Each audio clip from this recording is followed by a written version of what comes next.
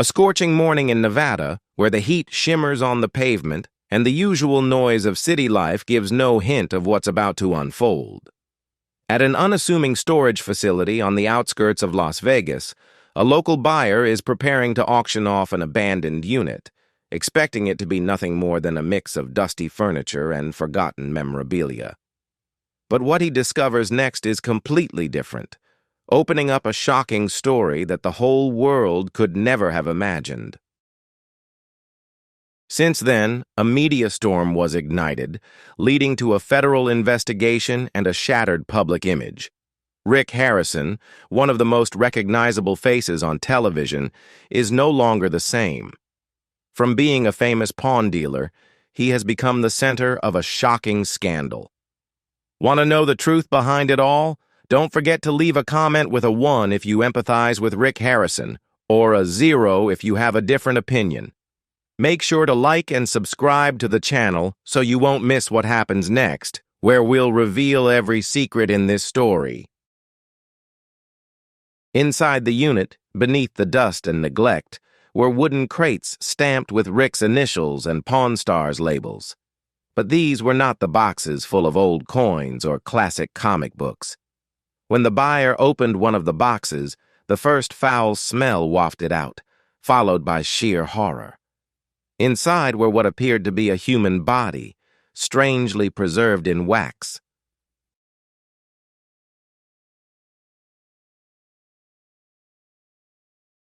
And it wasn't just a few boxes, all were identical, containing what experts later described as eerily similar corpses.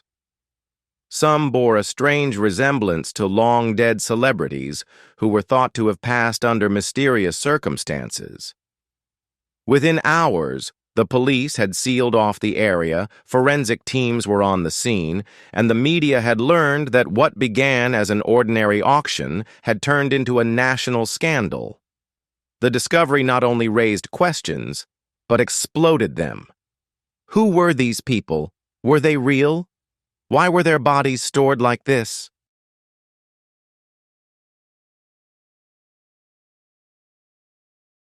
The most disturbing and gruesome of all. Why did every clue point back to Rick Harrison? Rick Harrison, the beloved man from Pawn Stars, built his career and fame around historical artifacts, quirky customer interactions, and his Las Vegas pawn shop. His strange charm had millions tuning in for years to watch Rick haggle over Civil War swords, vintage Rolex watches, and Beatles records. He was the face of Americana, bold, wise, yet weirdly endearing. But beneath the surface, a darker obsession was unfolding.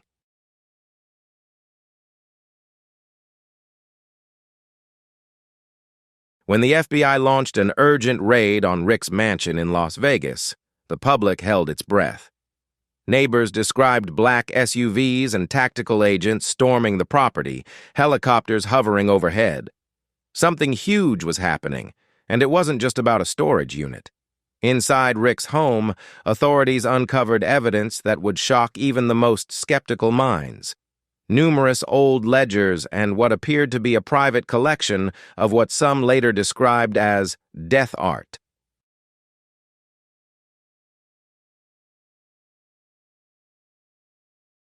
At the heart of this growing mystery was a man, until now simply a television icon.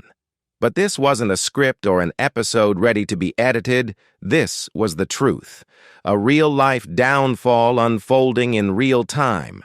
Headlines would scream betrayal, deceit, and madness. But despite the overwhelming evidence, one question remained unanswered. Why does this story not just concern Rick Harrison, but also the darker boundaries of celebrity culture, the obsessive pursuit of legacy, and the terrifyingly thin line between collecting history and preserving horror? In the coming chapters, we'll break down each detail.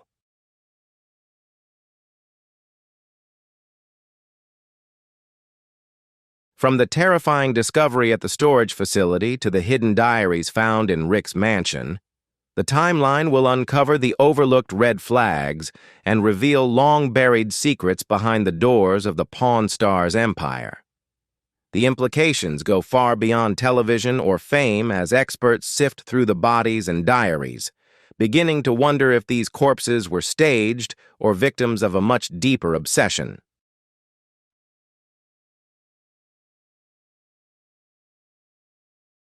Could Rick Harrison have transformed into someone completely different over the years, a man who controlled death with the same casual enthusiasm he once used to appraise baseball cards?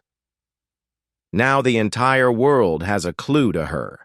A cabinet full of decaying flesh and rot, a private estate with mysterious notes, and a man once seemingly harmless, now under the strictest surveillance imaginable. So, the world watches, waiting, and wondering what Rick has really been collecting over the years. This investigation begins here with a body in a box and a trail leading to the most unexpected of places, the home of America's favorite Pawn star. But this is not reality TV. This is real life, and it's far more terrifying than anything Hollywood could write.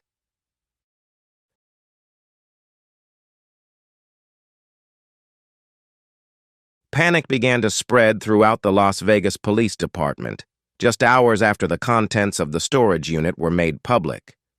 While officers worked quickly to secure the crime scene and cordon off the area from curious onlookers and film crews, the internal phones rang off the hook.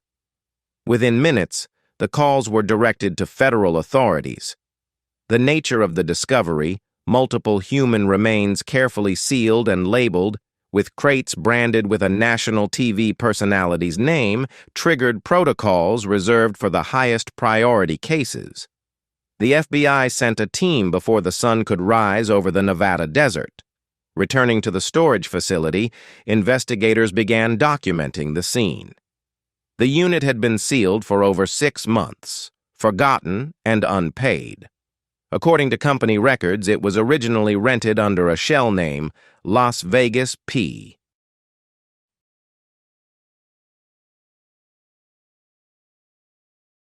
The mailbox was listed as the billing address, but when cross-referencing the digital payment records and delivery receipt of the package, a chilling detail emerged. The periodic payment history had an indirect connection to known business addresses of Rick Harrison.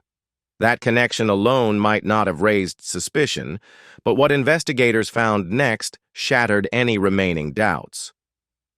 Inside one of the carefully sealed boxes was a photograph, a black-and-white image showing the deceased in a pose reminiscent of unsettling historical reenactments.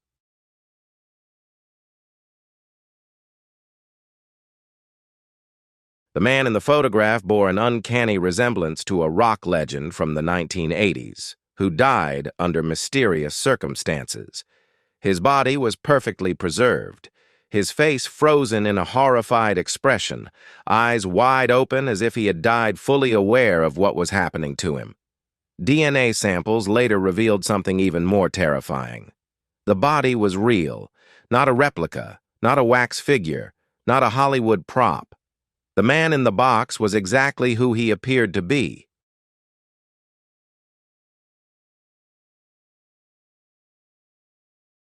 The news spread like wildfire. News agencies gathered fragments of the unfolding story. Social media platforms buzzed with conspiracy theories and wild accusations. Could Rick Harrison be involved in an underground black market ring that specializes in preserving the corpses of celebrities? Could this be a twisted museum project gone horribly wrong? How could a man famous for haggling over vintage guitars and old revolvers find himself at the center of a scandal involving the suspected storage of corpses?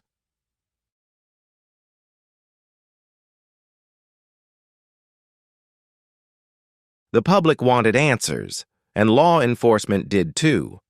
But when investigators expanded their search to Rick's private home and business properties, they discovered that the reality was far stranger than anyone had initially believed. Surveillance footage from the day of the final visit to the storage facility showed a tall man wearing gloves and a hoodie entering the facility late at night. Time-stamped evidence showed that he had been at the scene just weeks before the auction.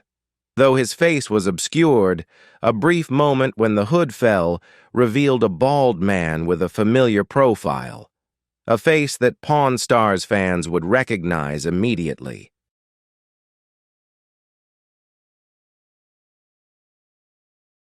This had never been publicly confirmed, but internal sources indicated that investigators believed it was Rick.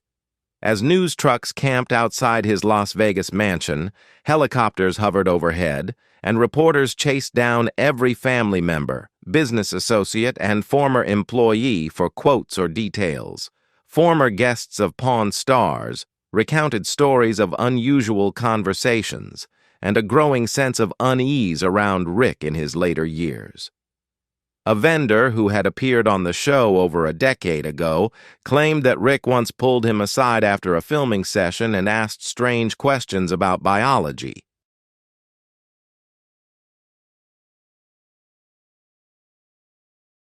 The preservation techniques used during the Civil War were nothing compared to what would unfold next as secret agents prepared to enter Rick's estate.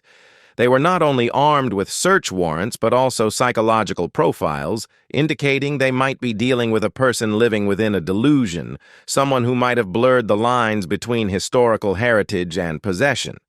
When the front door was broken down, they were not met with chaos, but a meticulously curated, obsessively strange order. Every room in the house had a theme.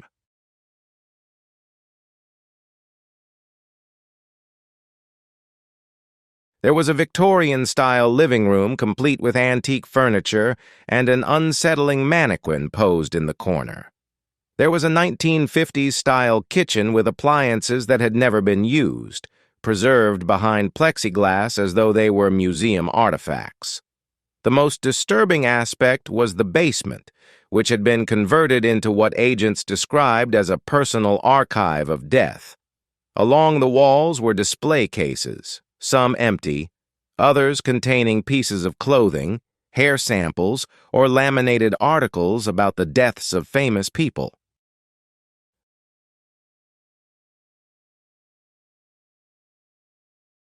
The display cases were labeled with typed index cards with dates and months color-coded. Then there were the records, 2 thick hardcover volumes filled with handwritten notes. Each section was labeled by year, location, and what Rick referred to as the legacy of the subject. The language used throughout the journals categorized the subjects clinically, described not by name but by their cultural weight and the impact of time on them. The notes read like the musings of a man who didn't just collect history, but believed he was preserving its soul. The evidence now tells a chilling story. Rick Harrison did not just admire history, he wanted to own it, and in doing so, he seemed to have taken things to a grotesque extreme. The FBI had forensic psychologists called in to begin profiling him. Meanwhile, pathology teams started the meticulous process of identifying the bodies from the storage unit, hoping to confirm their identities and causes of death.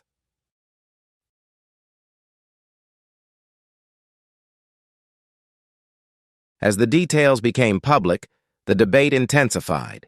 Is Rick Harrison a murderer or just a deranged collector who found a way to obtain what no one else could? Was he alone in this? Or did others help him execute these gruesome transactions? And the most disturbing question, how many more bodies are out there? This case has now reached its climax, no longer confined to tabloid speculations. The story has become headline news globally. Political commentators, criminologists, and ethicists have debated it nightly on TV. The question is no longer whether Rick is guilty, but what he has done, how long he's been doing it, and whether anyone around him knew the truth all along.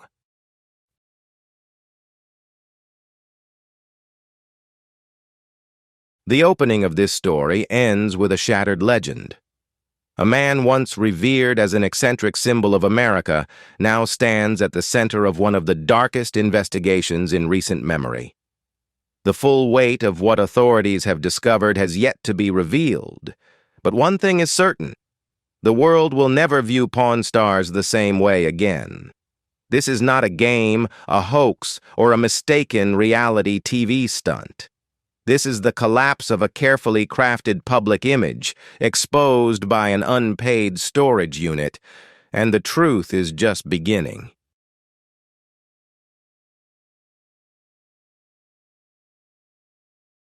The atmosphere inside the auction house was thick with the familiar blend of anticipation and skepticism. This was the kind of event Las Vegas locals were accustomed to, where storage units were auctioned off to the highest bidder, their contents' value a mystery. Often, these auctions only yielded some broken furniture, old clothes, or forgotten holiday decorations.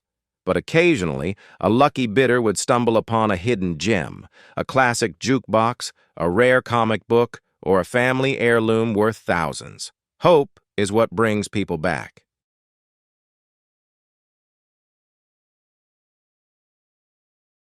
On this special day, the unit listed for auction didn't draw much attention.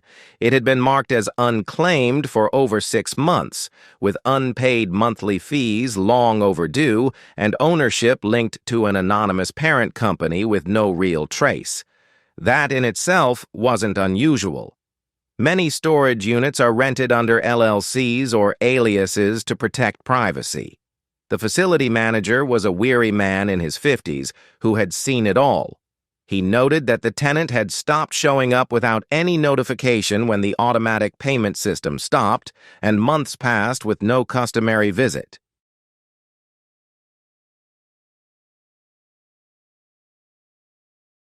As usual, a dozen bidders stood in the scorching desert heat, fanning themselves while chatting about past auctions. Among them was a man named Todd Riley, a freelance antiques dealer with a knack for sniffing out valuable odds and ends. Todd wasn't a regular, but he had attended enough auctions like this to know how the game was played. He observed the other bidders, reading their expressions, looking for signs of overconfidence or hesitation as the lock was cut and the door creaked open.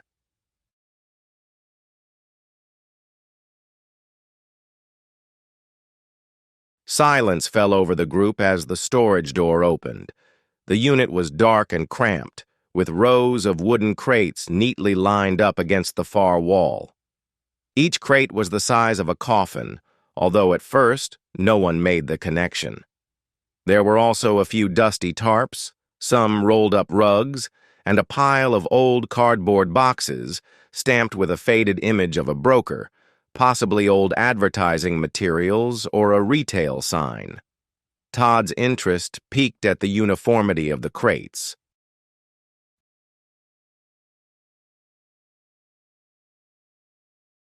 They appeared solid and locked with thick steel latches.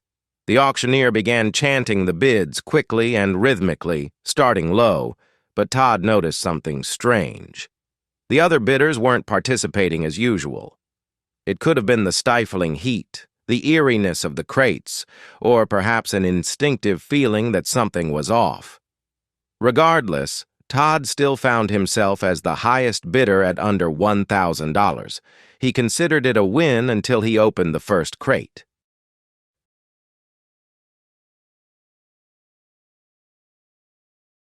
Todd would later say it was the smell that gave him chills, a thick stench of decaying chemicals and something else, something metallic and old.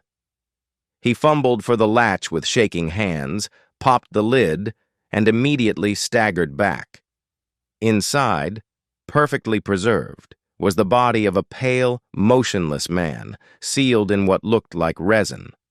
His face was unmistakable, although his skin had turned gray. The body had been preserved, not fake, not a mannequin, and not a movie prop. It was real.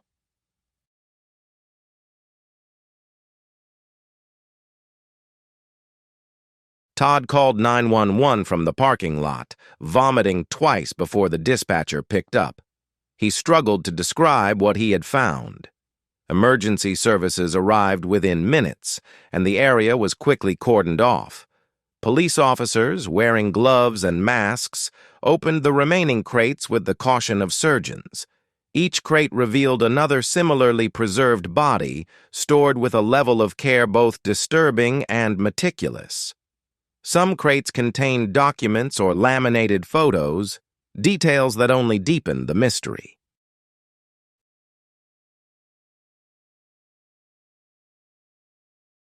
The names were not immediately identified, but every officer on the scene knew they had stumbled upon something beyond the scope of their usual jurisdiction. By the time the FBI arrived, the auction site had been turned into a forensic crime scene. Blue tin boxes shielded the storage units from the blazing sun and the curious eyes of passers-by. Crime scene photographers quietly moved between the crates, evidence markers scattered around. Federal agents, dressed in suits and sunglasses, interviewed staff and collected logs from the front office of the storage facility. One of the crates had an inventory list pinned to the side, typed in an old-fashioned block font, including dates, names, and something labeled subject genre. The last line read, "Verified 62 seconds."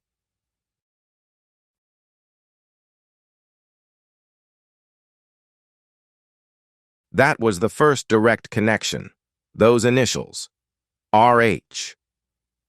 At first it was just a clue, but within hours, a federal analyst had connected the style of the inventory sheets to old Pawn Stars documents found in historical episodes and promotional materials. The font matched the label formatting, even the phrasing. It wasn't just a detail, it convicted Todd Riley, the auctioneer who accidentally opened Pandora's box. Todd was placed under safety protection, not considered a suspect, but authorities were concerned about the impact of what he had seen and what he knew. He was instructed not to speak to the press, not to answer phone calls, and not to go home. His life, as he had known it, was over as the investigation expanded. The media began circling like vultures, and rumors quickly became headlines. Some reports claimed up to 10 bodies had been found. Others said there were even more. The identities of the deceased were kept under wraps until further notice.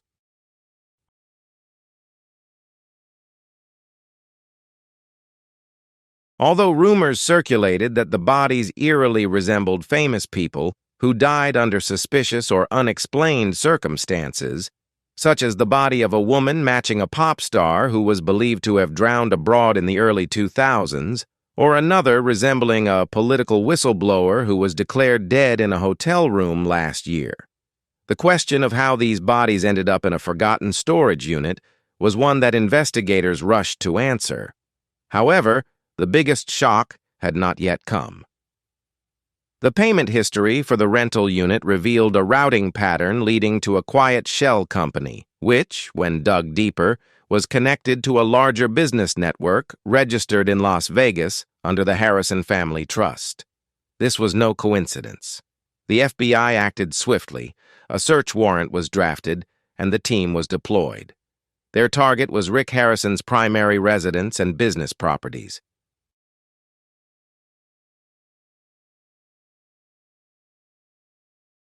As the first chapter of this story was nearing its end, it was becoming increasingly clear that this wouldn't be a scandal about money or stolen artifacts, nor about missing antiques or fake documents.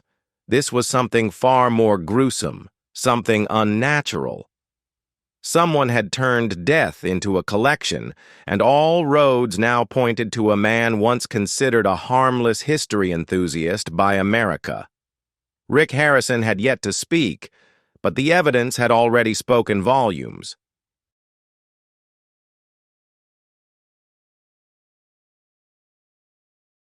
As the sun rose over Las Vegas the next morning, the city woke up to news cycles dominated by skepticism.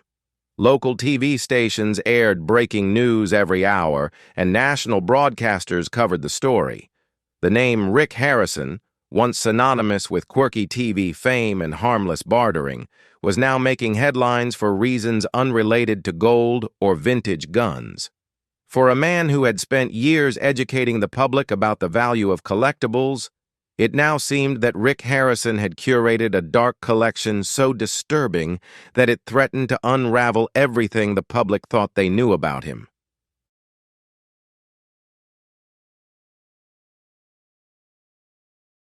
Federal agents and forensic teams were just beginning to dig into the recovered crates, but behind the scenes, their focus had shifted to a grim task: establishing a chain of evidence that could definitively link the storage unit and the bodies inside to Rick Harrison. The first link appeared easily.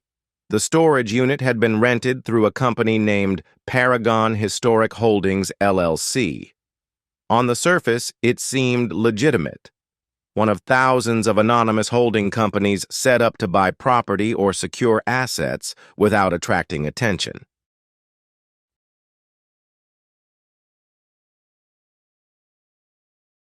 However, after hours of digging, federal analysts found a common point. The listed mailing address of Paragon matched the address of a former business Rick had advertised on his show, an online auction site for rare collectibles that he co-founded years ago and quietly shut down. Original documents were found, signed by Rick Harrison. Next came the payment trail. Monthly payments for the storage unit had been processed through a mysterious digital wallet service. This wallet, while obscured through many layers of anonymous transactions, ultimately led to a payment card linked to a bank account used to pay utilities at one of Rick Harrison's off-the-grid properties.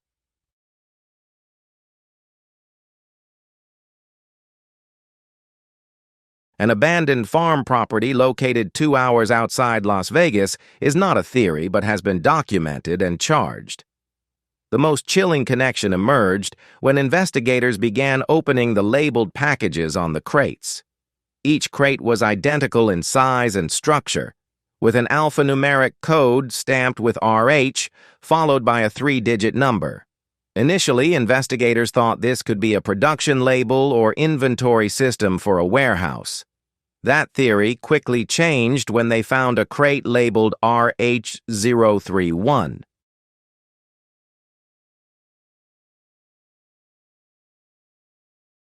RH031 corresponded with a page number in one of Rick's personal ledgers, found during the search of his property.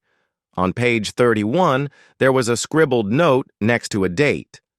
Completed storage, storage box, perfect safe condition. Investigators retrieved the crate labeled RH031 and reopened it under stricter forensic conditions. Inside, preserved under layers of plastic and wrapped in clear plastic, was the body of a woman with unmistakable facial features, resembling a famous actress who was believed to have died in a car accident years ago. According to the accident report, her body was lost in a fire, but here she was with pale skin and perfectly preserved bones, her lips sealed as if silently protesting.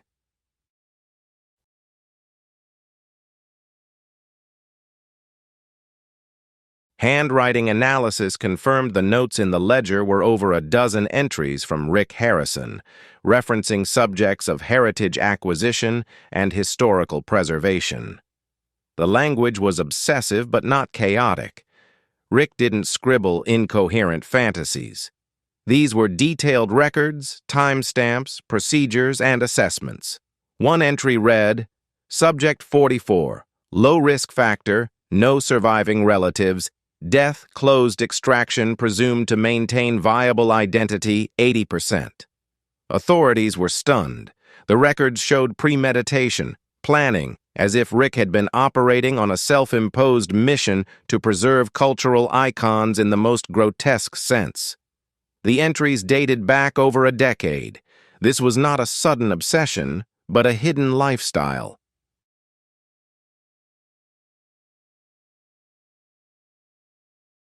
Meanwhile, investigators searched Rick's home and found a hidden compartment in his private library. Inside was a hard drive containing hundreds of scanned documents and photos. Some were clearly from forensic medical reports. Others appeared to be autopsy summaries, hospital discharge records, and puzzlingly, death certificates that had been forged or tampered with. It was clear that Rick had spent years researching people's medical histories, their deaths, and, most disturbingly, how a body could disappear without raising suspicion if the circumstances were just right.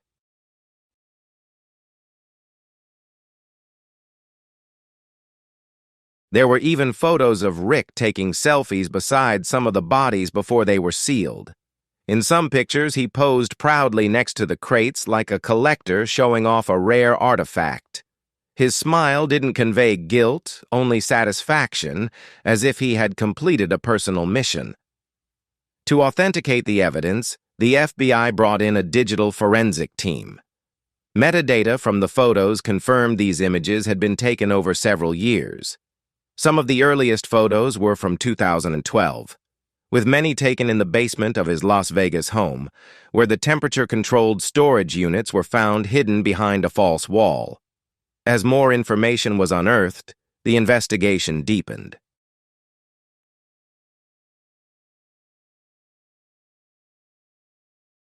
Investigators began questioning former employees of Gold and Silver Pawn.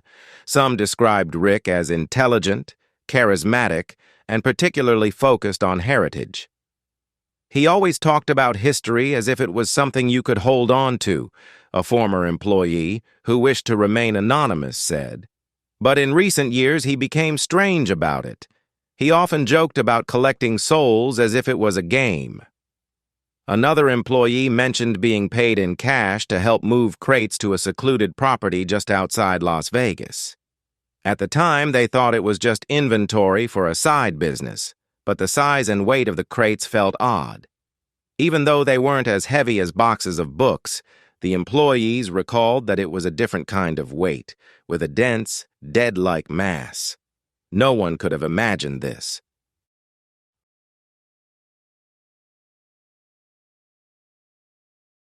Further interviews revealed that Rick had once attempted to hire a private bomber plane for what he called an art preservation project. The bomber refused after being asked if they could simulate realistic skin tones on corpses.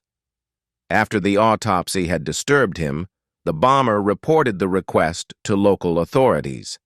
However, no formal complaints or physical evidence were found, and this information was overlooked. It seemed like a crucial moment, one where intervention could have stopped everything before it escalated into a truly horrific story.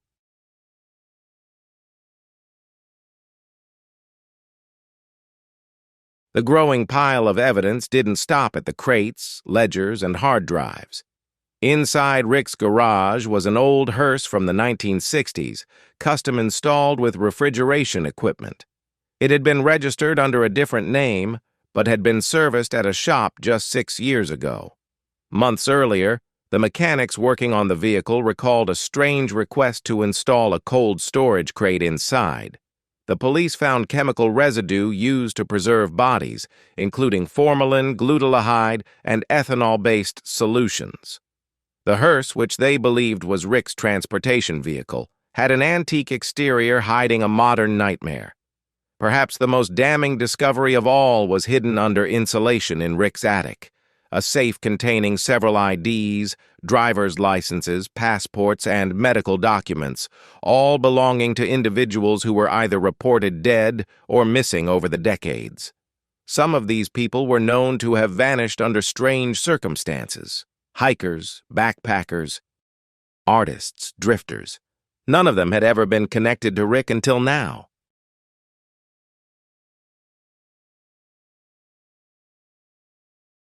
The FBI compiled their findings into a massive file. Although no official murder charges had been filed, prosecutors had prepared indictments related to the desecration of human remains, illegal possession of corpses, abuse of a corpse, fraud, and obstruction of justice. Depending on forensic results, the charges could expand to include murder if connections to the missing persons could be proven. Rick remained silent. He was taken in for questioning, but exercised his right to remain silent. His legal team issued a vague statement. Mr. Harrison is cooperating with authorities and wishes to clear his name. We urge the public not to rush to judgment. But the public had already judged, and the evidence spoke louder than any defense. The carefully curated life of Rick Harrison was unraveling, not because of rumors, jealousy, or scandal.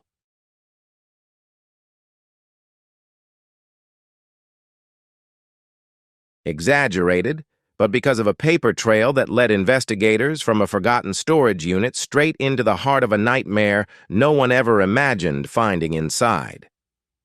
The beloved pawnshop character of America, the unusually quiet street that morning in Rick Harrison's upscale Las Vegas neighborhood, located far enough from the city to enjoy peace and privacy.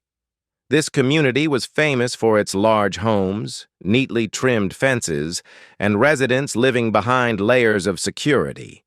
Rick's property, hidden behind iron gates and high stucco walls, had always intrigued locals.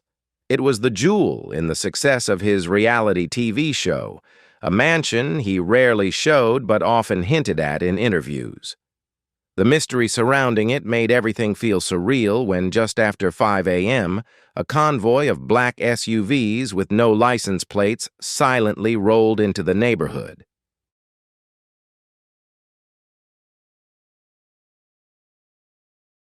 Inside those vehicles were agents from the FBI's Behavioral Analysis Unit, forensic experts, and federal investigators tasked with solving the case since the discovery of the storage facility in Las Vegas. This was not an ordinary search, but a high-priority operation with clear directives to secure every piece of physical evidence, further identify biological materials, and locate any files, hard drives, or media related to the crates found days earlier. Every second mattered, and the atmosphere was tense with the awareness that what they might find could shift the case from strange to grotesque.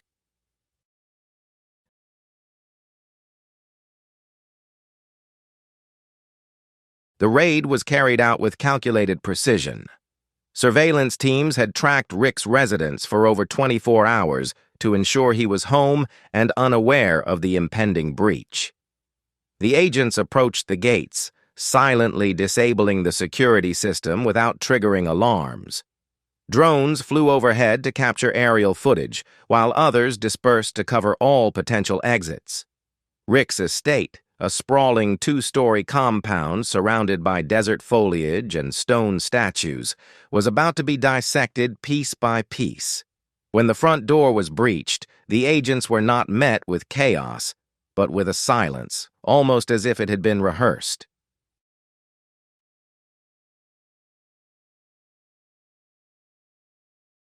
The foyer was adorned with historical artifacts and antique furniture, resembling a museum more than a home. To the untrained eye, it was a tribute to American culture, but for the agents, it was something entirely different.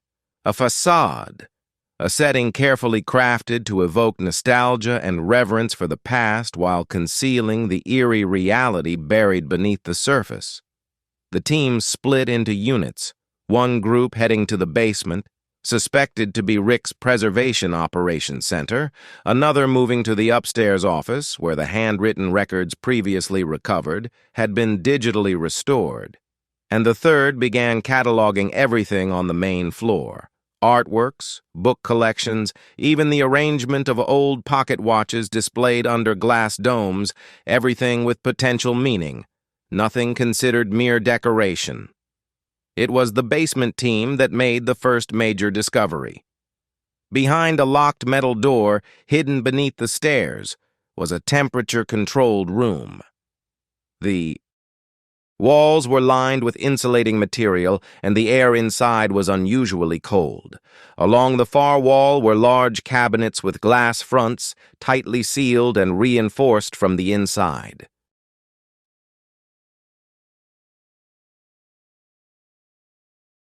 Those cabinets were initially mistaken by agents for wax figures, but on closer inspection, there was discoloration around the neck, hands, and eyelids, subtle yet noticeable signs indicating these were not synthetic. They were human remains, Each body was arranged like a scene. One appeared to be sitting at a desk, one hand placed on a typewriter, mid-sentence. Another stood behind a velvet rope, positioned as if guarding an invisible door. A third lay across the living room of Shaw, a book open on their lap with a vacant stare aimed at the ceiling.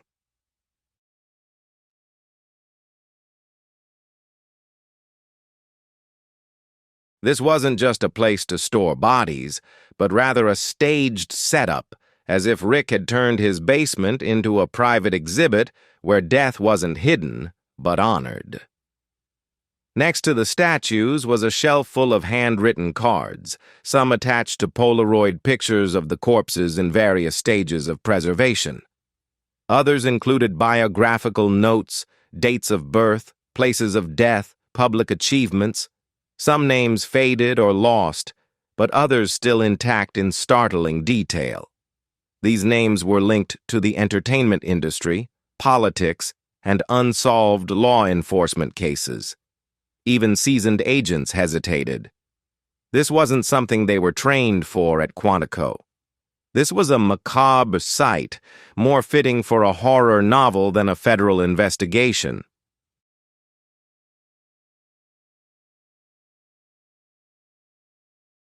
Upstairs, the second team discovered Rick's private office, a sealed room hidden behind a sliding bookshelf. Inside was completely different decor. The walls were covered with clipped obituaries of famous people, carefully framed and hung. On the desk were classic cameras, multiple rolls of film, and an open laptop secured with a more advanced encryption system than most ordinary people use. While the digital forensic team worked to break the encryption, physical files provided immediate insight. There were folders labeled Stage 1, Stage 2, and Long-Term Storage.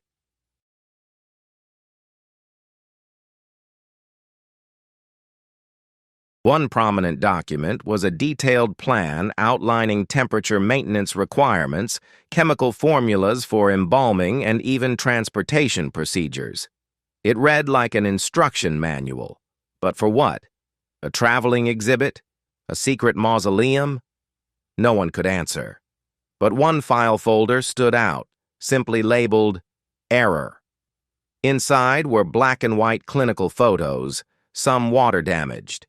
Each image showed a body in various stages of decomposition, with notes on what went wrong. Too much acid in the mixture. Discolored skin tone from temperature fluctuations. Some had excess paint on them, and others marked irreparable or unable to reprocess.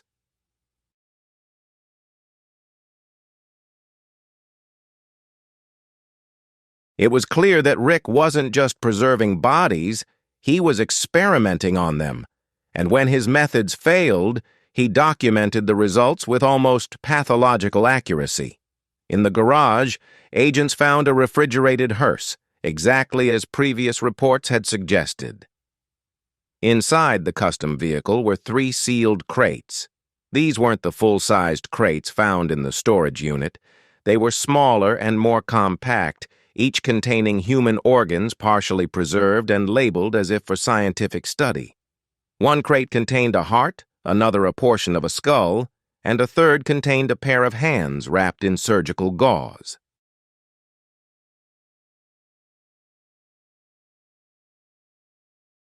Investigators hypothesized that Rick graduated from preserving entire bodies to storing body parts, keeping them for experimentation or possibly as independent collectibles.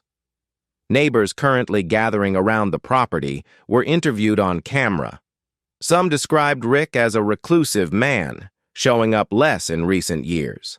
Others mentioned they never thought much about the occasional delivery trucks arriving at odd hours. One neighbor admitted she once asked Rick about the constant humming sound she heard late at night. "He told me it was his cooling system," she said. "I thought he wanted to get the liquor back inside the mansion."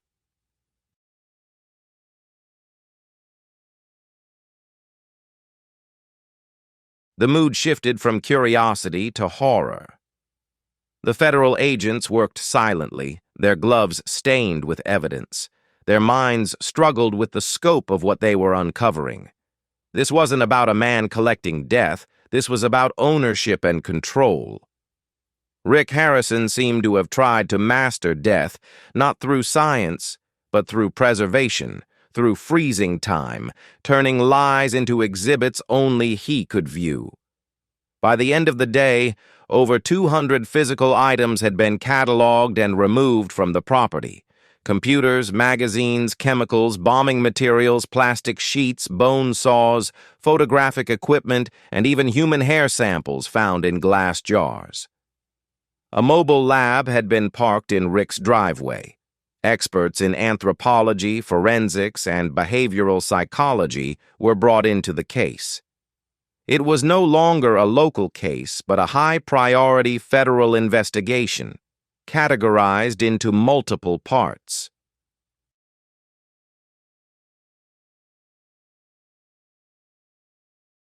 When Rick was arrested hours later, he did not resist. He did not scream or deny anything. According to an agent present, Rick simply looked down at the ground and whispered, "It's not over yet."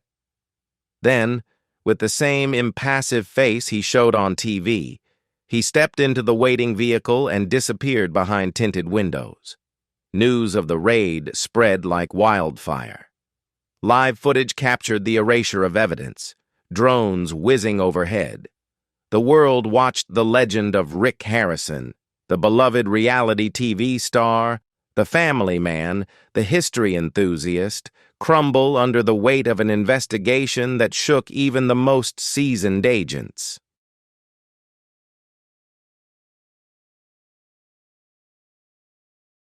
And despite everything they found, investigators knew this was only the surface.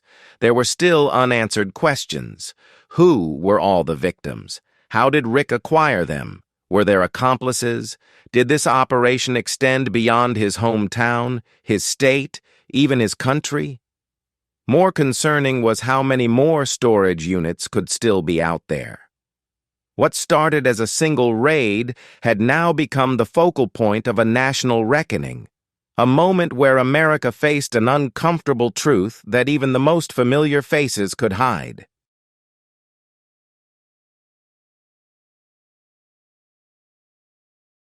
The darkest secrets and the deeper the FBI dug, the more horrifying the truth became.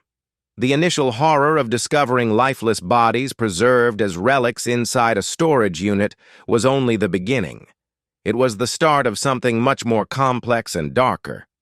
As the federal investigation shifted its focus from Rick Harrison's estate to the identities of the victims, now referred to as the preserved, the story became even darker. These were not nameless individuals buried in anonymity. They were not forgotten, the lost margins of society. What investigators began to uncover was chilling. Many of these bodies resembled famous people, those who were thought to have died, individuals once surrounded by mystery and suspicion about their deaths. Autopsies began immediately. A high-security forensic lab in Virginia was tasked with examining the first batch of bodies found in the original storage unit. Each body had been preserved using techniques combining old-world embalming with modern methods.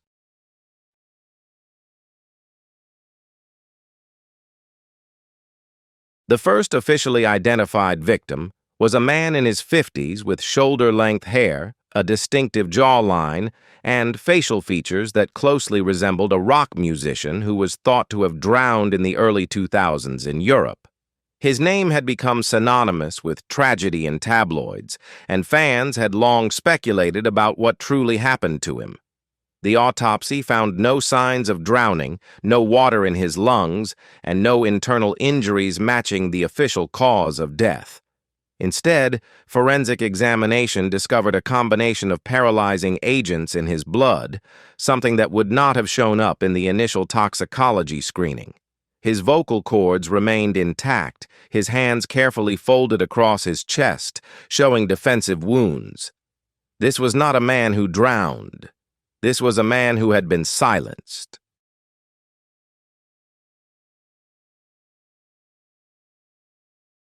Another body was that of a woman in her 30s, with an appearance resembling an upper-class woman and an actress who was thought to have died in a horrific car accident over a decade ago.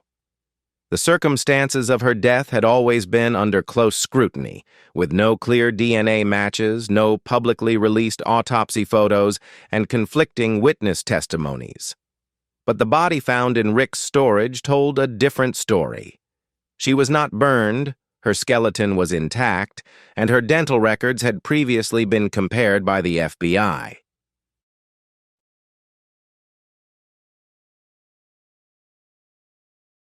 The research team confirmed a disturbing match. Somehow, the public had been led to believe she had died, while her perfectly preserved body lay in a box labeled and stored as a specimen.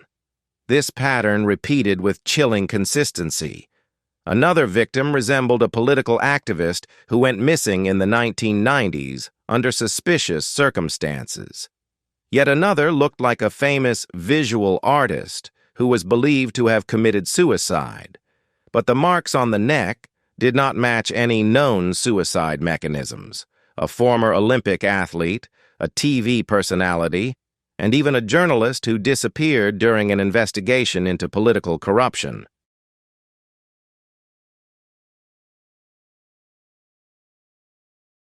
These bodies were not only preserved, they also told stories that had been silenced, stories now pieced together by those putting together the puzzle.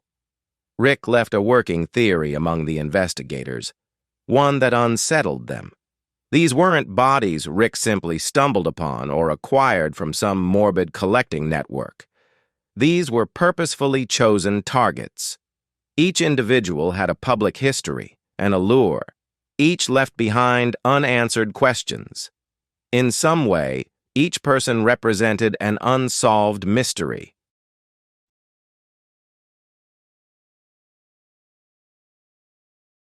The revelation shook the families of these victims. Many had accepted closure years ago, though not easily.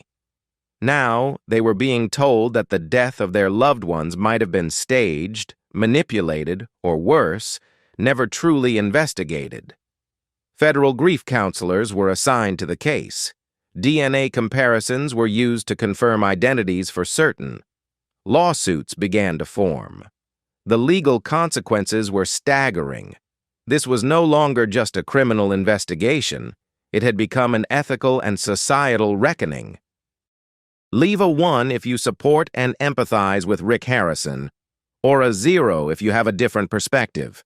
Make sure to like and subscribe to the channel to follow the next developments in this shocking story, where the victims may finally get the justice they deserve.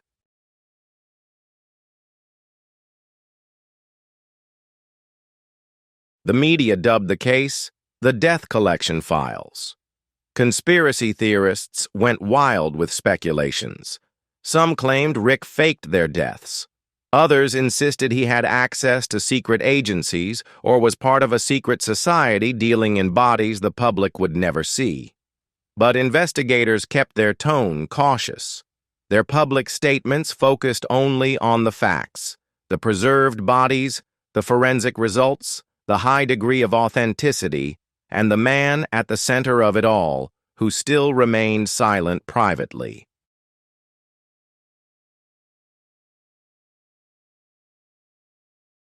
However, agents began to speculate about something deeper. Did Rick preserve these bodies because of who they were or because of what they knew? Did he somehow play a role in their disappearance? Was he merely a collector of the dead, or was he the one orchestrating the deaths? More evidence began to complicate that question. A file marked Heritage Archive Volume 4 was found in Rick's library, containing detailed lists of people he had targeted over a span of 20 years.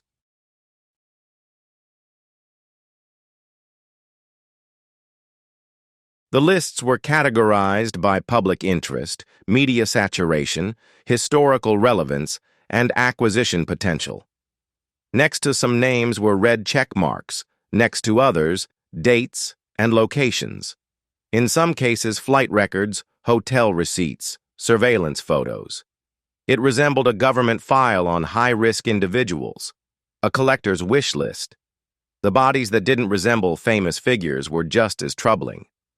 Some matched reports of missing persons from the western United States, drifters, travelers, and those without families.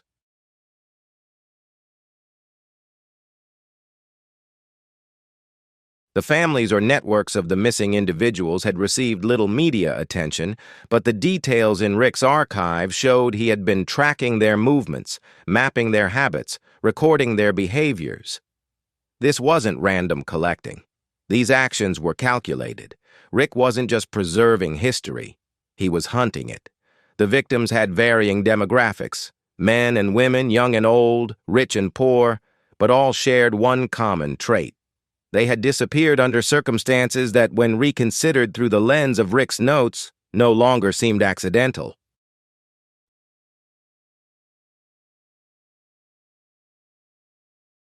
The psychological toll on the investigators was immense. Some agents had to be reassigned, others went through counseling. The burden of witnessing so many stolen lives preserved and stored like souvenirs began to erode their objectivity. This was not just about finding evidence, but witnessing a form of malevolence that was slow, methodical, and profoundly ritualistic.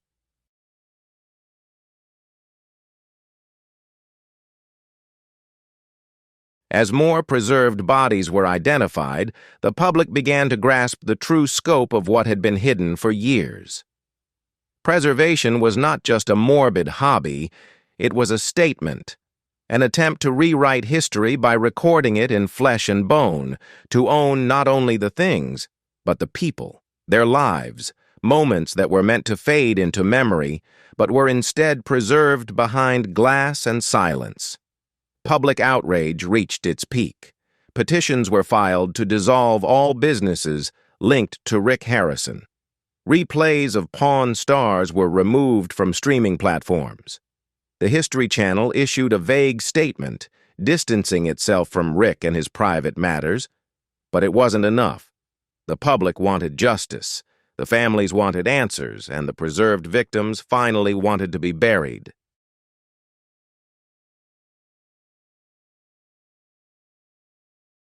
Forensic anthropologists began reconstructing the last known movements of the victims. Every city Rick had visited over the past 20 years became a data point. Every antique convention, every TV appearance, every episode of his show was now being re-examined through a forensic lens. Experts scrutinized footage to look for reactions on faces, strange props, or background details that might have been overlooked before. It was as if the world suddenly realized they had been watching something sinister right in front of them and hadn't recognized it.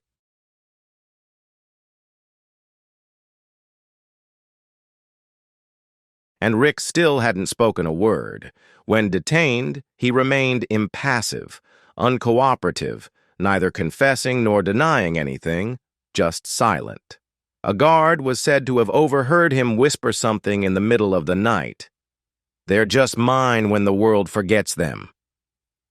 This phrase, once leaked to the press, again shook the public. They described Rick not just as a collector, but as someone who believed he was providing a twisted form of immortality, controlled and selfish, irredeemable. But now the victims were being remembered. Faces once forgotten by history were now making front-page headlines.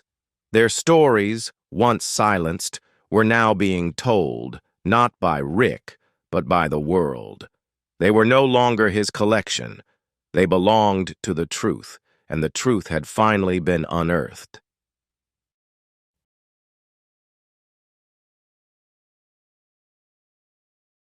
The discovery of Rick Harrison's personal diaries marked a turning point in the investigation, not only for what they contained, but for how they had been carefully preserved.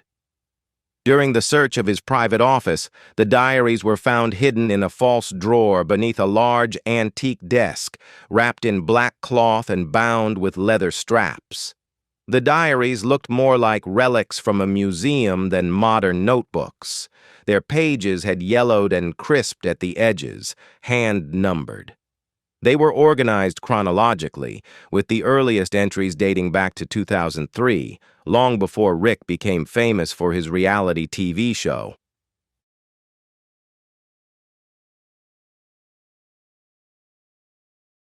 The federal agents, forensic psychologists, and criminal profilers gathered around Rick's diaries as if they were sacred artifacts. Even in the world of criminal investigations, it is rare to come across such a detailed and disturbing document that reads more like a confession than a diary. But these entries were not frantic or impulsive. They were carefully crafted, with a tone that shifted between clinical detachment and philosophical fervor. Rick didn't just record memories, he recorded a doctrine.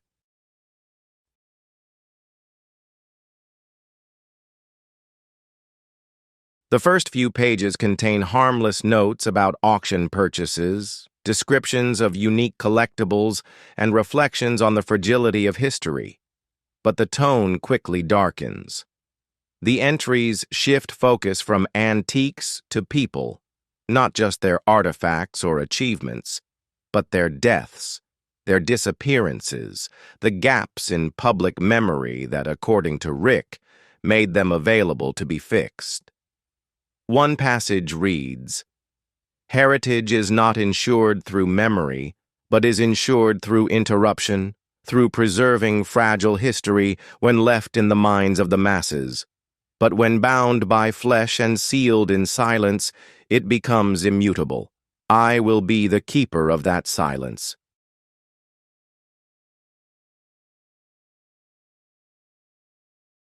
It wasn't just cold, it was revealing.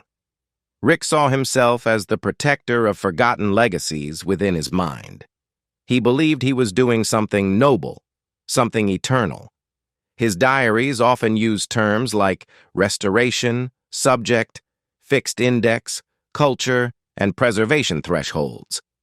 He would assess individuals based on their societal impact and their natural memorability.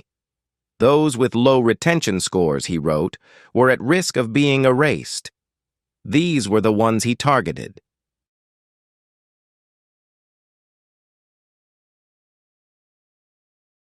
The 2008 entry describes his first acquisition. Though no name is mentioned, he refers to the subject as a pianist. Rick notes that his contributions to the underground jazz movement were at risk of vanishing entirely from the cultural landscape. The entry vividly details how Rick tracked the man's habits, studied his schedule, and waited for the right moment. An entry allowing for removal without noise was written like a researcher documenting a field expedition. But behind the words is an unsettling truth. Rick believed the action was not only justified, but necessary.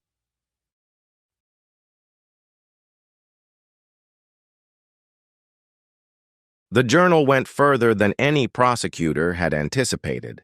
It included sketches of planned preservation postures, crate-size schematics, and chemical formulas for skin treatment.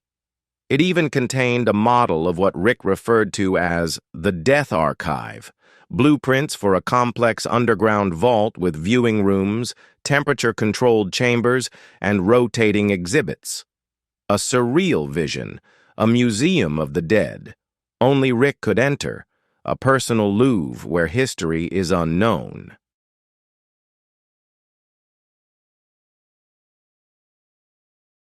Drawn yet embedded over years, Rick's obsession grew stronger. His writings reflected an increasing paranoid fear that the world would reclaim what he had preserved, that his collection would be misunderstood by the unenlightened. But there was no sign of remorse. In fact, the more he wrote, the bolder he seemed.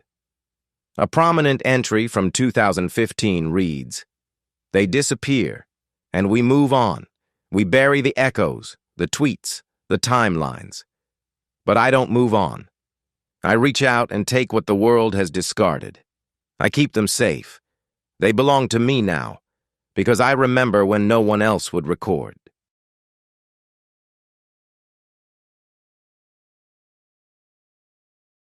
Rick's diaries also contained detailed references about his preservation process. He recorded experiments and failures with various chemicals, how one compound would cause discoloration, how another would harden tissue too quickly along the edges. He scribbled notes like, "Increase glycerin content by 2% or test new polymer mix on unverified subject." This is not the work of an amateur or a madman experimenting in chaos. This is the record of a man who mastered a brutal science. Even more troubling were the sections titled Failed Attempts. Here, Rick recorded the names or aliases of people he had attempted to preserve but lost due to unforeseen circumstances.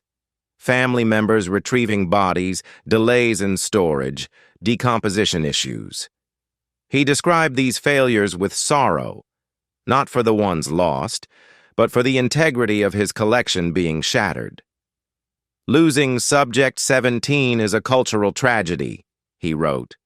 "She was meant to be immortal, but entropy stole her before I could."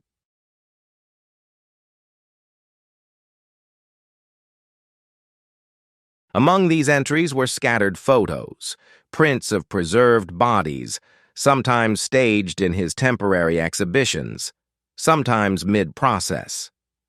One photo showed a body suspended by rope, its arm raised as if reaching for something invisible. The accompanying note read, "Subject 21 reaching for her art.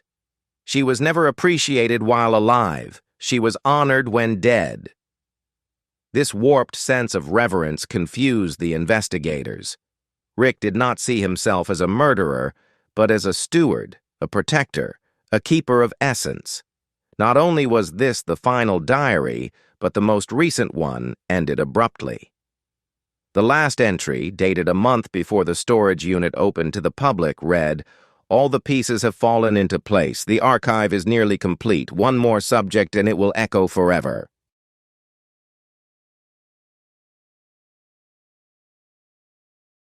The investigators were uncertain who the final target was, but the text showed that Rick had planned to acquire one more subject, someone he believed would complete his legacy.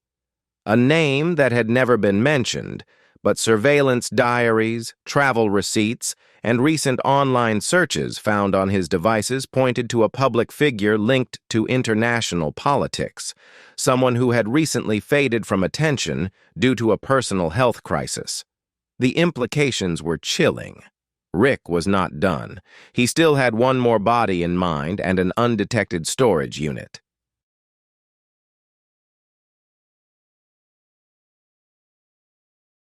He may have succeeded with the prosecutors. The journals were a goldmine. They not only recorded Rick's methodology, but proved his deliberate obsession and self-awareness. They shattered any possible defense claiming mental instability or detachment from reality. Rick knew exactly what he was doing. He believed in what he was doing, and he documented it down to the millimeter for the public. The magazines became a symbol of betrayal. How could a man who bargained over baseball cards on TV, joked with customers, and shared father-son banter on camera write these words in the privacy of his mansion? How could no one have noticed?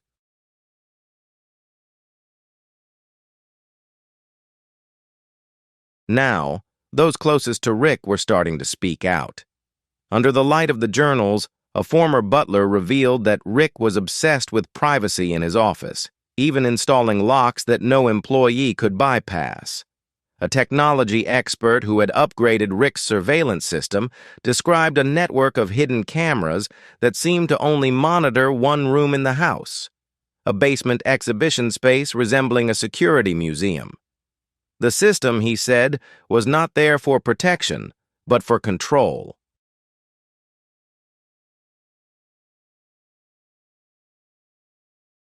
These journals not only condemned Rick in court, but also in the court of public opinion.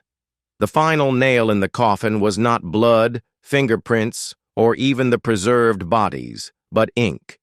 Each page inked the thoughts of a man who believed the only way to preserve history was to deny it its right to rest. When the sun set on Las Vegas that week, investigators boxed up the journals in evidence containers, marking them with fluorescent tags for federal storage. The court had ruled they could be admitted, and they would form the backbone of the upcoming trial. But even as the evidence piled up, one truth lingered like a shadow. Rick Harrison did not just collect the past, he tried to own it. As federal investigators delved deeper into the twisted empire Rick Harrison had built behind the curtain of fame, the elephant in the room could not be ignored: the Pawn Stars. For years, the show had become a global phenomenon, introducing millions of viewers to the quirky world of antique dealing and family business.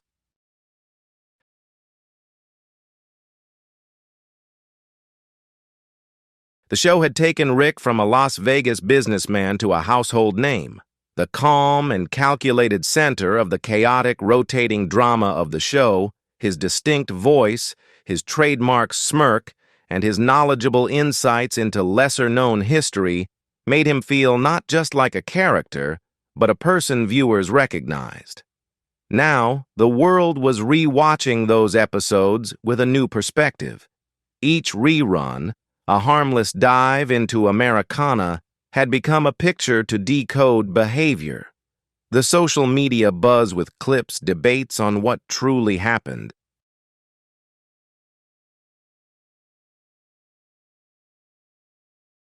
And the fan gifs from previous shows began to timestamp strange interactions, awkward pauses, or references that, in hindsight, seemed to carry double meanings. Take a look at how he talks about mummies in this episode, a post stating he's not just interested, he's obsessed. What once seemed like curiosity is now understood as a hidden confession right in front of our eyes. Federal analysts did the same, but with much deeper intentions. At the request of the prosecution, investigators began to review every Pawn Stars episode ever aired to look for inconsistent patterns or links to the crimes Rick was now suspected of. This wasn't about sensationalism, it was about forensic analysis.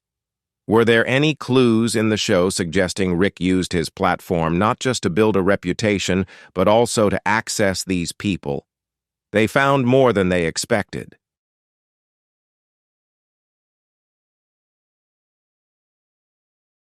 One of the first red flags came from a 2010 episode featuring a seller who brought a Civil War-era funeral kit. The episode shows Rick eagerly explaining in detail how 19th century bombers preserved bodies in the hot climate of that time. The monologue was praised for its educational value, but what no one noticed at the time was that Rick knew more than the seller, way too much. He named preservation chemicals that weren't in the kit. He described the processes in such detail that a forensic researcher reviewing the footage commented, "It's like he had used that kit himself."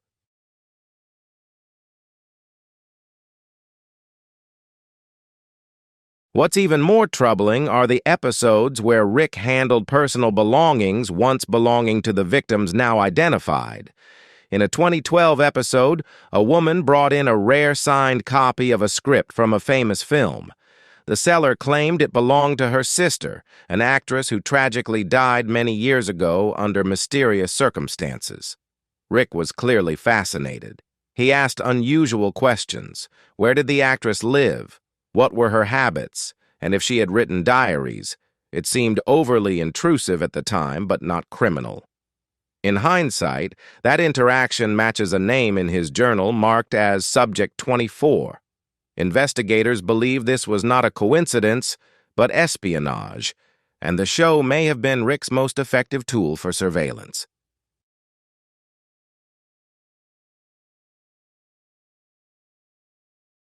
Guests were interrogated, but Rick was the final authority on what was aired.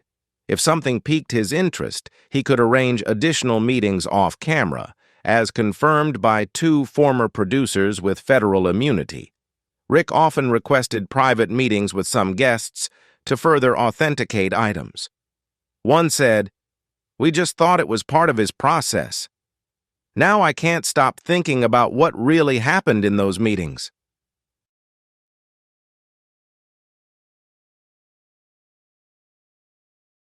The store itself, once famous for its historical charm and family stories, was also under tight surveillance.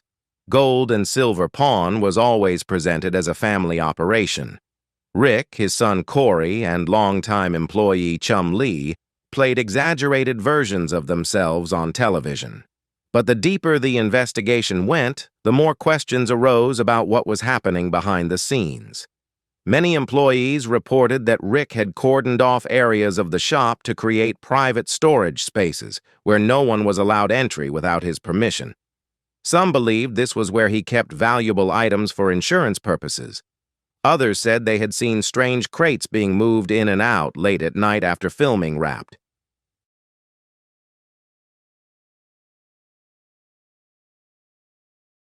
A former security employee recalled being instructed never to question shipments labeled as private imports. Another said Rick once received a sealed crate shipped directly from Eastern Europe via an air freight loophole. Inside, the employee believed there wasn't merchandise, but something living or freshly dead. The possibility that Rick used his shop as a front, not to launder criminal money but to buy and transfer these items, now seemed chillingly plausible.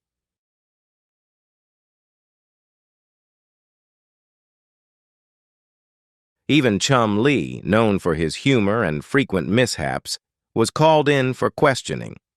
According to court records, he told investigators that Rick's interest in bizarre items had grown darker over time.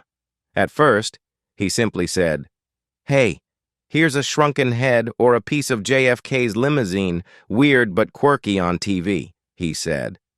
But later, he became truly silent around certain artifacts, stopping his usual jokes, as though he was elsewhere.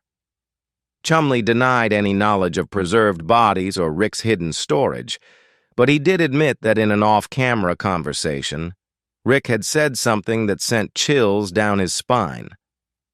Some things are too important to rot.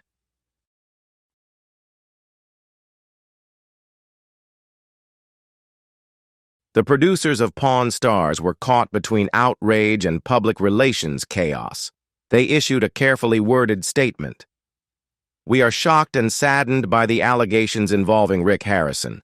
The behavior described is both deeply troubling and completely inconsistent with the man we have worked with. We are fully cooperating with the investigation, but the damage has been done. Streaming platforms removed Pawn Stars from their catalogs, licensing agreements were suspended, and memorabilia associated with the show began disappearing from shelves. The once thriving brand collapsed under the weight of its own characters' legacies."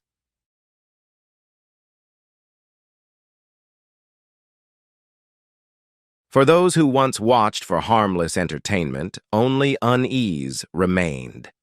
The echoes of laughter and bargaining were now haunted by the realization that something horrific had always been lurking just beneath the surface. The court turned to subpoena all production notes from the decade-long airing schedule of the show, filming logs and footage used, and private communications were gathered. There were concerns that more victims had been contacted through guests on the show, never aired. A pattern was forming, suggesting Rick may have used his fame and influence not only as a shield, but also as a lure.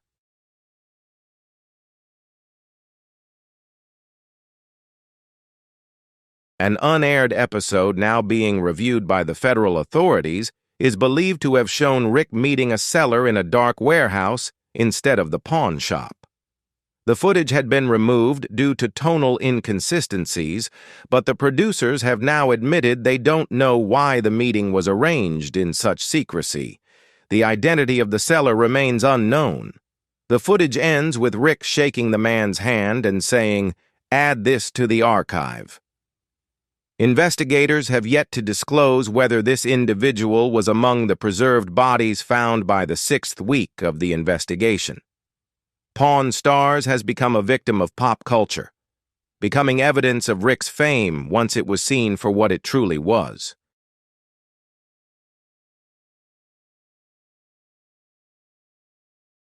When the embodiment of the American dream is now being dissected frame by agents, prosecutors, and the public, every deal, every laugh, every smooth comment about historical value is being reevaluated under the shadow of something much darker.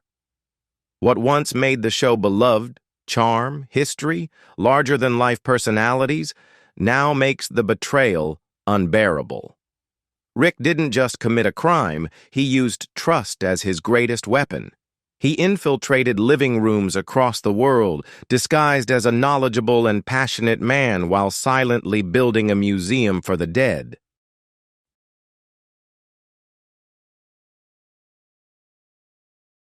The question that now haunts everyone is simple. How many lives did Rick assess and take before anyone dared look deeper than the surface? As the world tries to understand the unspeakable horrors discovered in Rick Harrison's house, investigators and cultural critics are focusing on an uncomfortable question. Was all of this the result of a man's madness, or was Rick Harrison simply the most extreme case of a much larger cultural illness? For decades, culture, and specifically global culture, has been obsessed with the fame of celebrities, their legacies, and the personal artifacts of movie stars, stage performers, and iconic figures.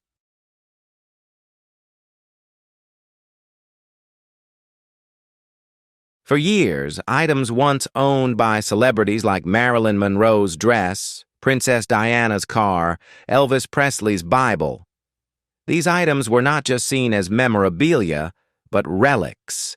It was a multi-billion-dollar industry driven by nostalgia, sentiment, and the bizarre need to physically own a part of someone else's life. Rick Harrison understood this obsession more than most. He profited from it, built a brand around it, and served it every day in his pawn shop and on national television.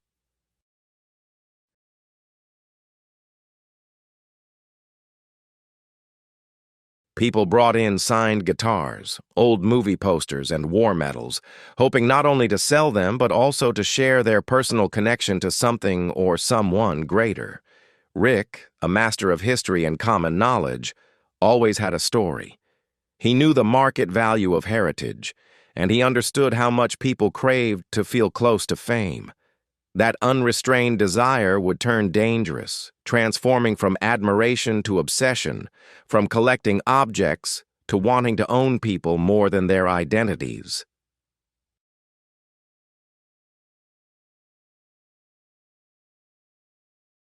In Rick's case, it seemed to have developed into an urgent need to preserve the physical form of those who had once overwhelmed the public. He didn't just want their signatures. He wanted their bodies, their literal presence. In psychological terms, this is called necrophilia. Rick's pathology went beyond established definitions, and experts began calling his behavior storage fetishism, a newly coined term meaning the desire not just to preserve the dead, but to manage them, design the environment around them, and control how they are remembered. Rick's exhibitions, the poses displayed in his glass cases, were not random but intentionally aesthetic. Stylized, his diaries describe how each subject represented a moment in time, a significant cultural flash that he feared would be forgotten if not preserved. In a twisted sense, he believed he was honoring them. But this idea, this delusion of honor, was built on exploitation by stripping away consent.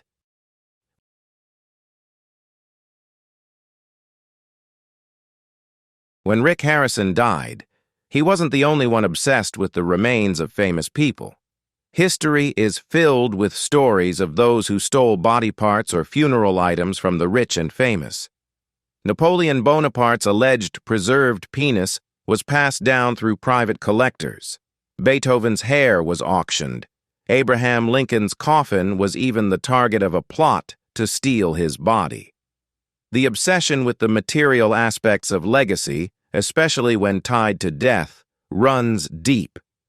Museums have long faced ethical questions about displaying the remains of ancient people, Egyptian mummies, bog bodies, and even shrunken heads, proudly showcased in Western institutions.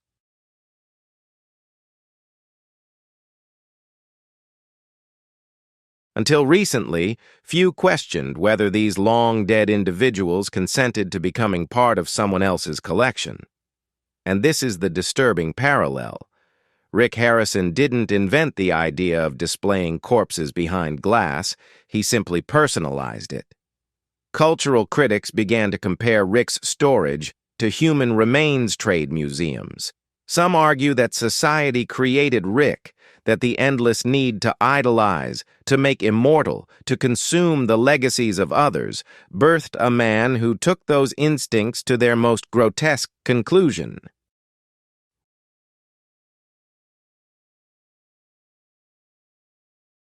While that theory doesn't absolve Rick's actions, it opens the door to a broader examination of how we treat fame and memory.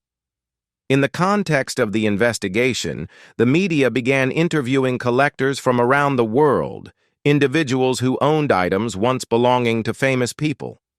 One man had hundreds of shoes once worn by movie stars. Another had spent millions of dollars collecting used napkins, cigarette butts, and even half-drunk cups of water from a pop icon. The line between fan collection and obsession is incredibly thin, but nothing crosses that line more than what Rick did.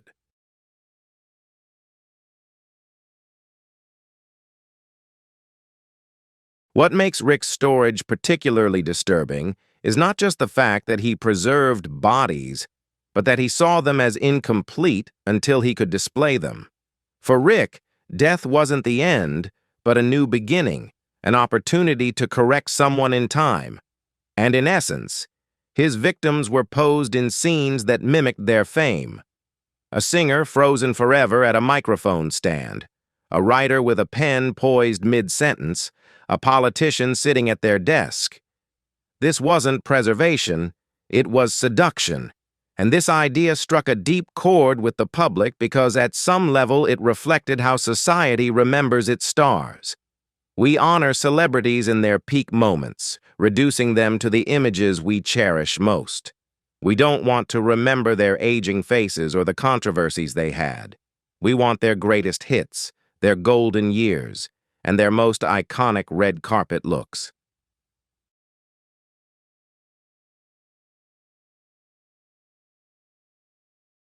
And the horror of it reflects the truth that he has stripped away humanity in the name of memory. Forensic psychologists examining Rick's journals noted the repetitive language linked to control phrases like final posture, supreme form, and locked essence. One expert pointed out that Rick's obsession might stem from a deep childhood fear of loss, compounded by his exposure to historical stories where death became the final punctuation of greatness. For Rick, death was not the end. The expert explained, "It is a transition point, a moment when a person's cultural value reaches its peak, and that's when he wants them at their ripest to preserve."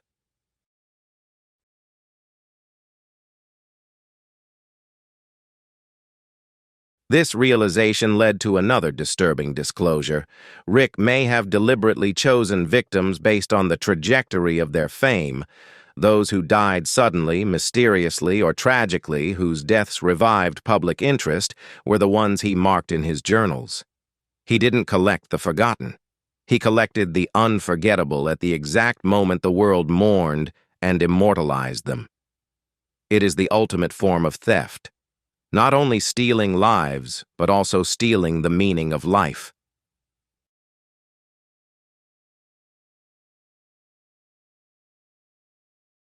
As the case attracted international attention, museums and auction houses faced intense backlash. Public scrutiny shifted toward their own ethics, particularly those who dealt in the personal items of the deceased celebrities. Items like pendants, wigs, or worn clothing suddenly became controversial. Documentaries were released, and works were sent to cultural organizations, prompting them to reassess how they presented death and whether they had done it better than Rick, simply by being more polite about it.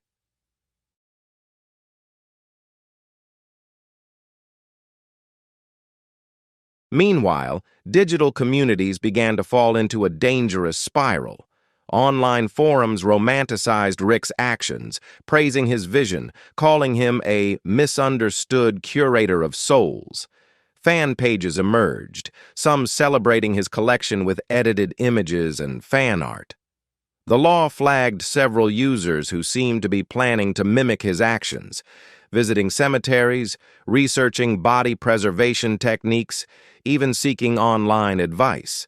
The FBI quickly issued a public advisory warning about illegal interference with the still and reiterated that Rick Harrison is not a cultural icon, but a federal suspect facing life in prison.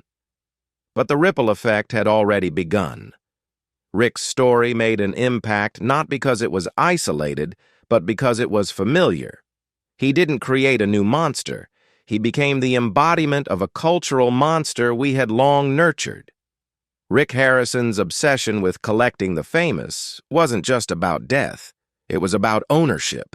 He wanted to hold fame in his hands, to capture glory, to become the ultimate guardian of those who once captivated the world.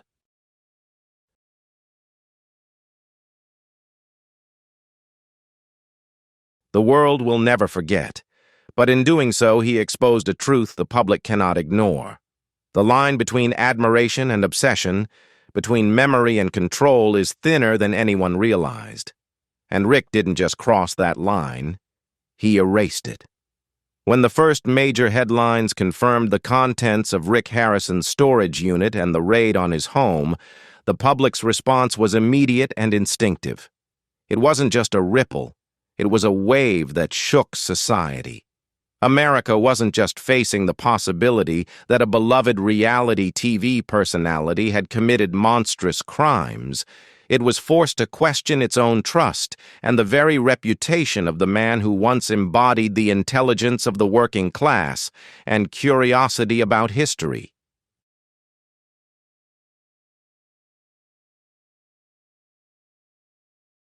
A man once seen as the voice of working-class intellect and historical curiosity is now accused of building a personal archive for the deceased. Social media platforms lit up with trending hashtags for weeks. Pawn Souls, Chaka Rick the Collector, Tucker Preserved Fame, and Docker Pawn Star Scandal. TikTok users posted dramatic reenactments of discoveries in the storage unit. Twitter became a battlefield of outrage, and YouTube was flooded with commentaries. Some attempted to analyze Rick's psychology, others accused the History Channel of complicity, and still others spun full conspiracy theories.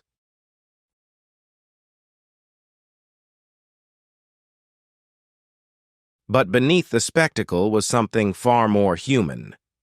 The betrayal felt by those who had been deceived. Rick Harrison was not just a celebrity. In many ways, he was the surrogate friend of millions of viewers who followed Pawn Stars religiously. He was the voice that explained the hidden history of a coin collection, the guy who mocked his son's poor negotiation tactics. The man seemed to balance intelligence and insolence with a no-nonsense attitude. The betrayal felt deeply personal, as fan forums that had once celebrated Rick were shut down in a matter of hours. The official Pawn Stars subreddit, once filled with memes and backstage discussions, had become a wall of shock and mourning.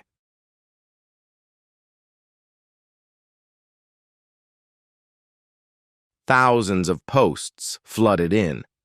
"I can't believe I admired this guy," one user wrote. "He's the reason I started collecting," another said. "He made me love history. Now I can't look at a museum without thinking about him." Like how news outlets scramble to get ahead of a story, morning shows pivoted their segments, crime news replaced celebrity gossip. The primetime hosts delivered special reports with solemn expressions. Rick Harrison had gone from a punchline to a predator in record time, and no one wanted to be caught defending the wrong side of history. History Channel, after Pawn Star's proud home found itself cornered for days, remained silent. Then, under mounting pressure, they issued a carefully worded statement.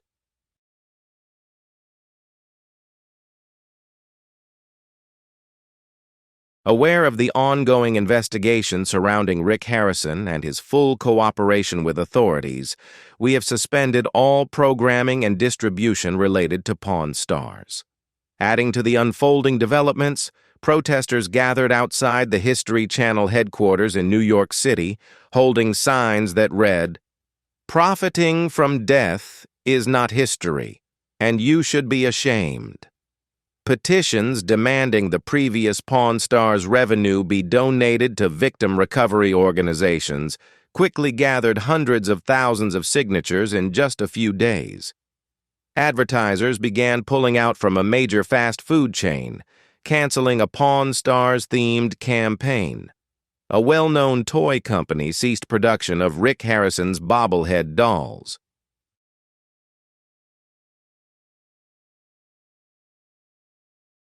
But the backlash wasn't limited to corporations and social platforms. The families of victims, who had just discovered that their loved ones were preserved and displayed in Rick's hidden storage, began to speak out. A press conference held by the family of a former journalist found in one of Rick's crates became one of the most watched live streams of the year. The journalist's sister, holding back tears, spoke to the cameras. He was passionate. He was brilliant. He wanted to tell stories the world tried to forget, and now we know someone tried to make him a story that would never be told. Rick Harrison didn't protect my brother. He buried him in silence.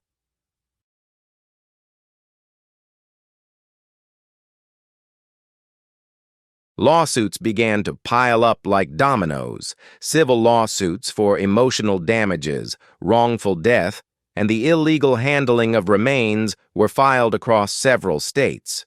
The legal term abuse after death resurfaced in headlines, and legal scholars debated the boundaries of consent and bodily autonomy after death. A person's reputation can be exploited against them even after death. The question remains, does someone truly own your body if your story belongs to the world? Meanwhile, the few defenders of Rick Harrison became fewer and far between as they attempted to justify his actions.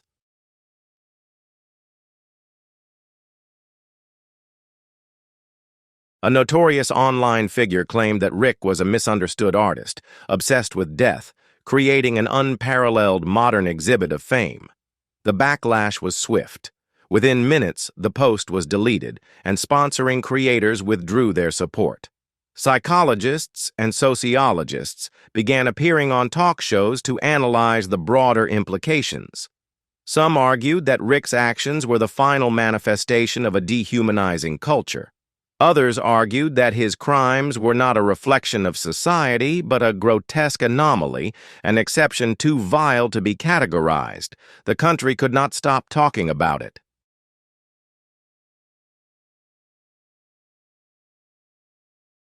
What makes this case different from other celebrity downfalls is its privacy. Rick didn't just lose his dignity, he also dragged public trust with him. He didn't just betray fans, he took away a part of their childhood, the weekend rituals, the comfortable watches, and turned them into something indescribable. His crime wasn't just criminal, it was a violation of culture. The Pawn Stars merchandise vanished overnight. Online stores that once proudly sold Rick's iconic replicas pulled their stock without warning.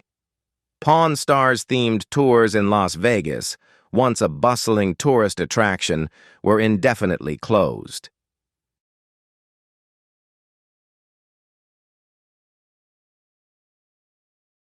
Fans who had taken photos inside the store began deleting them, feeling ashamed to be associated with something that had become a symbol of deceit and death. Former crew members publicly distanced themselves. Corey Harrison made a short, tearful statement in a video. "I have no words. I think none of us could have done this. This is not the man I thought I knew." Chumley posted a single sentence on Instagram. "I trusted him. I was wrong." But the public sorrow wasn't just limited to fans or former associates.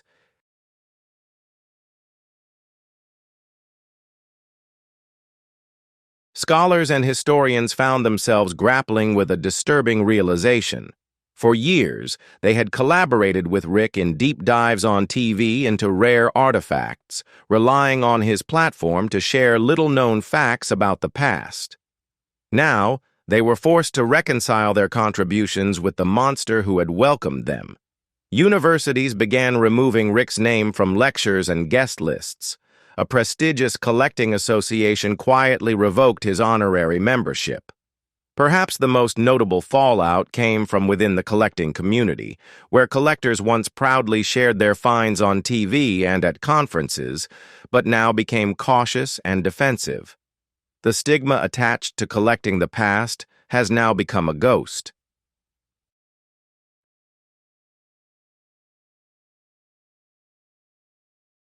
Forums and groups began banning discussions of celebrity memorabilia entirely.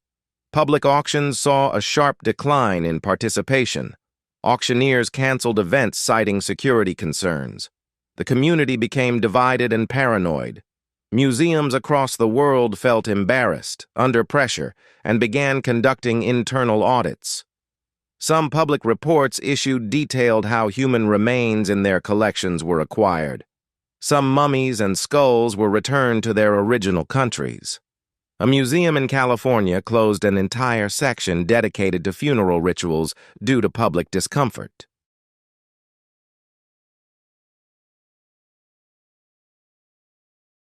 What Rick did was horrifying, but what it reveals is how many institutions had colluded in turning people's stories into entertainment. Even amid the uproar, some chose to mourn quietly.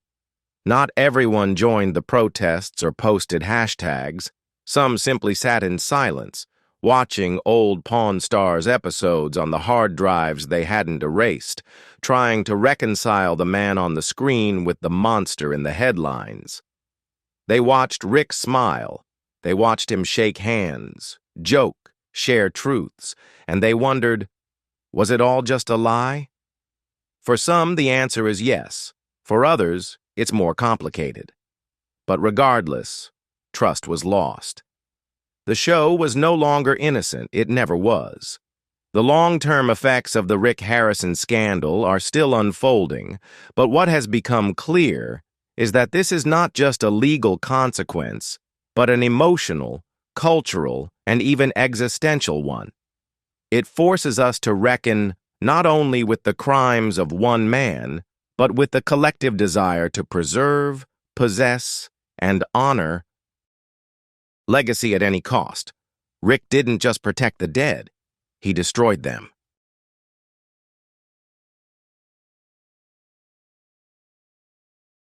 So, what do you think?